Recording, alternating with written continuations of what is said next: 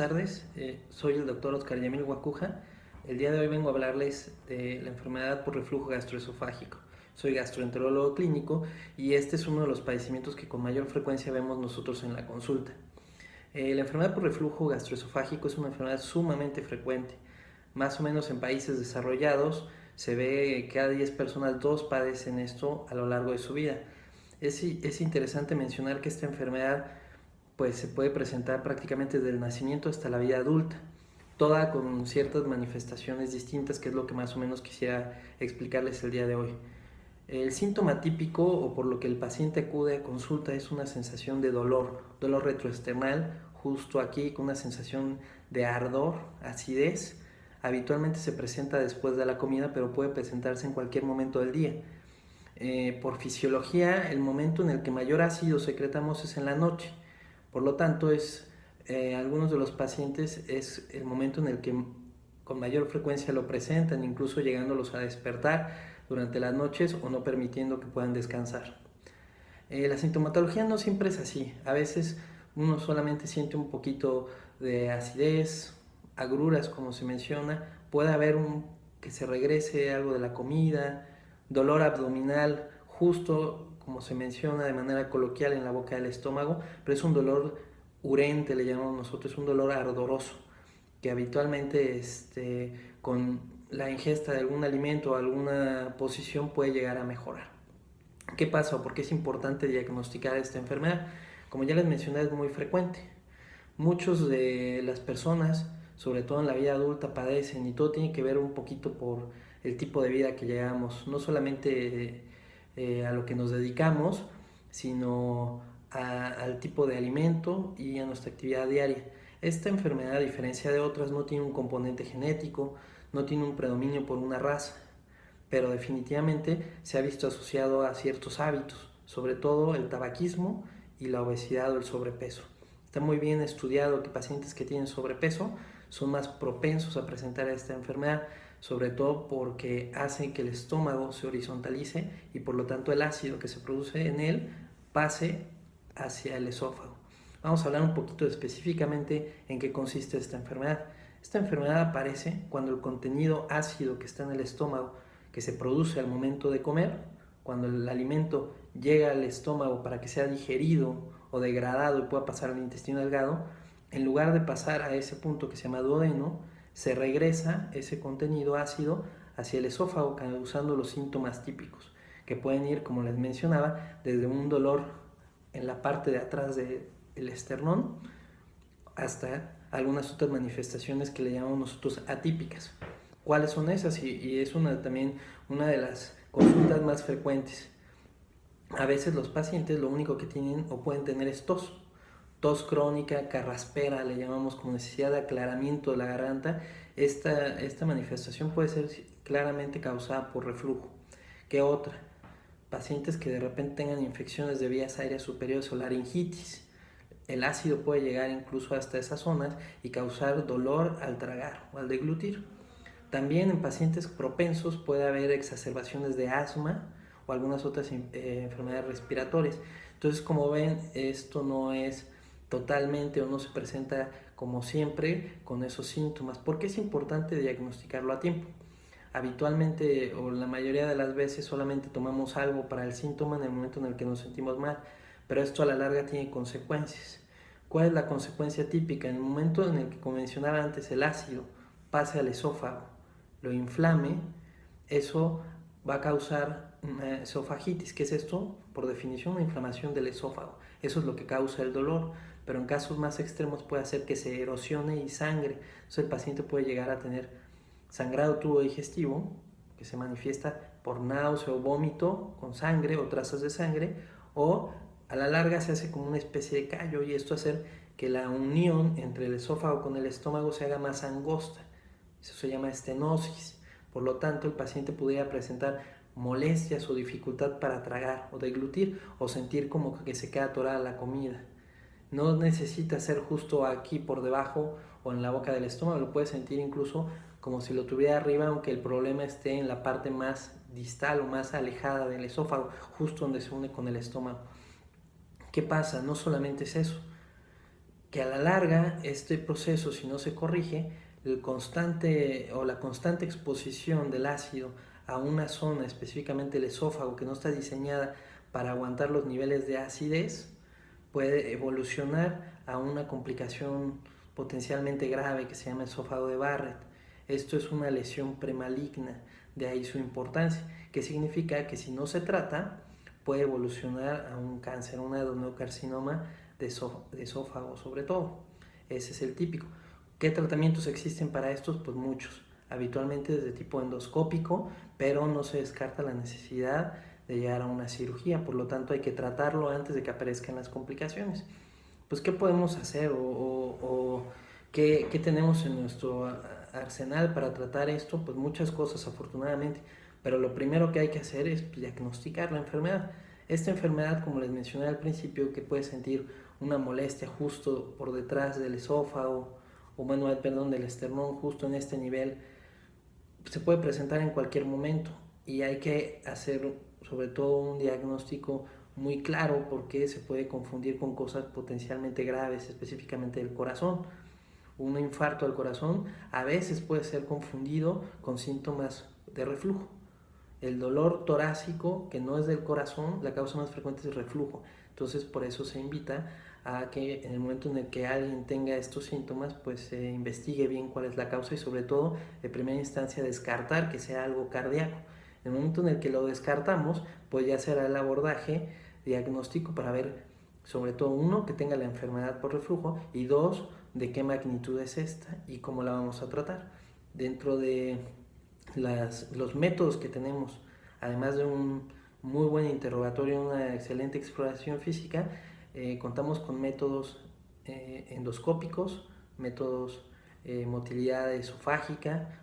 El más utilizado se llama pHmetría esofágica. Lo que hace ese estudio es un aparato en el cual se coloca una sonda que entra por la nariz de un catéter, en realidad ese es el término, catéter con un sensor en la punta que va a medir los periodos de exposición ácida.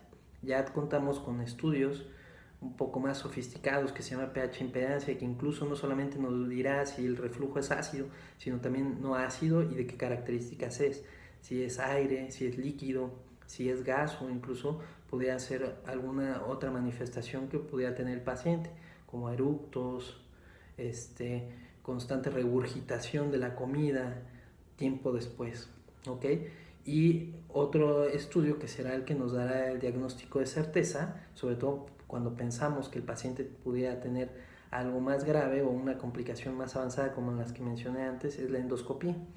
La endoscopía es un estudio el cual consiste en entrar, el paciente sedado, entramos con un tubo que en la punta tiene una cámara y luz y se evalúa todo el tracto gastrointestinal desde la entrada de la boca hasta las primeras porciones del intestino delgado, observando perfectamente todo el esófago y el estómago en todas sus porciones. ¿Por qué es importante hacer este estudio? Pues porque ahí nos podremos dar cuenta si el paciente no ha tenido alguna de las complicaciones que ya les mencioné antes, como cuál, esofagitis principalmente, o aunado a este problema de enfermedad por reflujo gastroesofágico pudiera tener algún tipo de gastropatía o gastritis, que en nuestro país la causa más frecuente se vendría siendo por una bacteria que se llama Helicobacter pylori.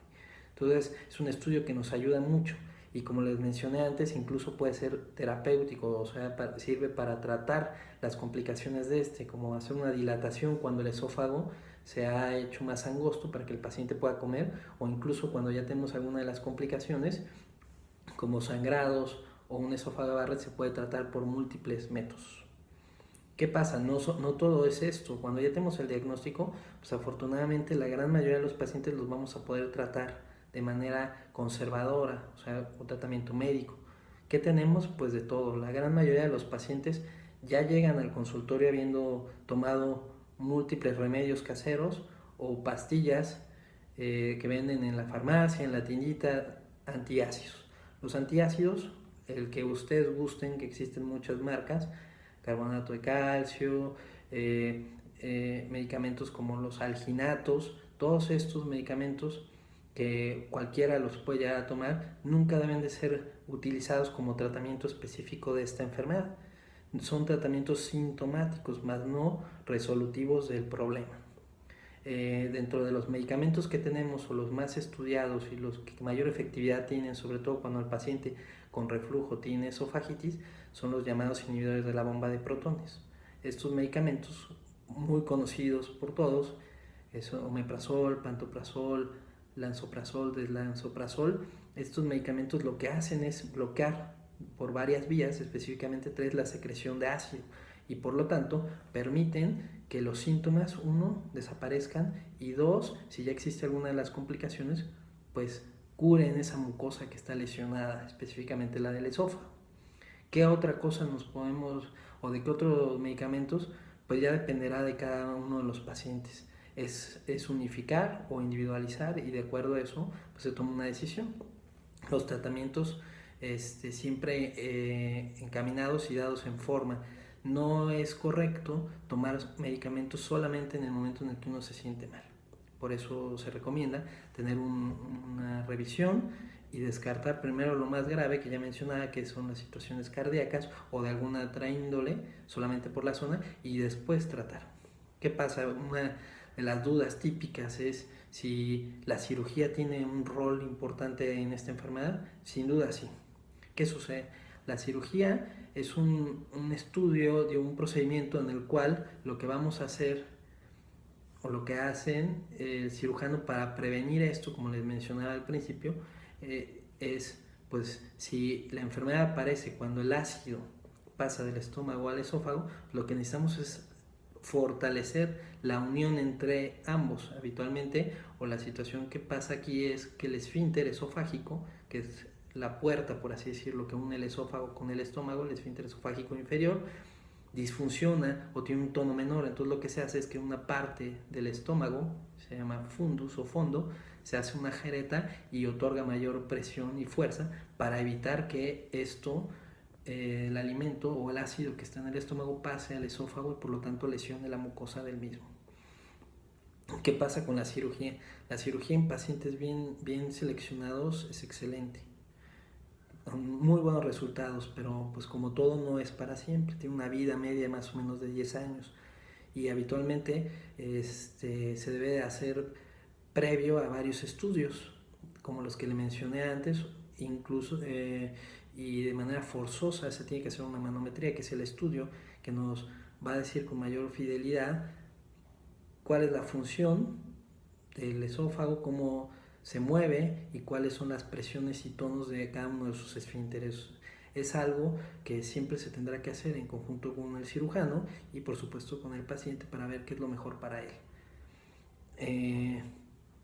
¿Qué sucede o qué se recomienda además de esto? Duda también muy frecuente es qué pueden comer los pacientes que tienen reflujo. Hay muchos medicamentos y alimentos que se han demostrado que tienen un efecto en el esfínter esofágico, o sea, lo relajan, no abren esa puerta cuando debe estar cerrada, y por lo tanto predisponen a que el ácido pase del estómago al esófago y lo lesione. ¿Cuáles son estos? Los más típicos y mencionados, que es lo que siempre se recomienda que no consuman los pacientes, es café, vino tinto, chocolate, menta y jitomate o tomate. ¿Por qué todos estos? Por el efecto. También se han mencionado los cítricos, y definitivamente no hay que excederse en el alcohol y no fumar. Al hacer esto, el paciente, además de empezar a hacer ejercicio y bajar de peso, la mejoría es abrupta, y por lo tanto previenes todas las complicaciones que ya les mencionaba, sobre todo las más graves, llegando hasta ser un cáncer. Ok, ¿qué otra cosa? Pues también algunos hábitos y situaciones de cada persona. Por ejemplo, se recomienda que el paciente no acabando de comer se acueste, sino hay que darle por lo menos un par de horas. Que la comida más ligera sea la de la noche, por lo que ya mencionábamos de la secreción de ácido más potente durante la noche. Esto se llama escape ácido nocturno.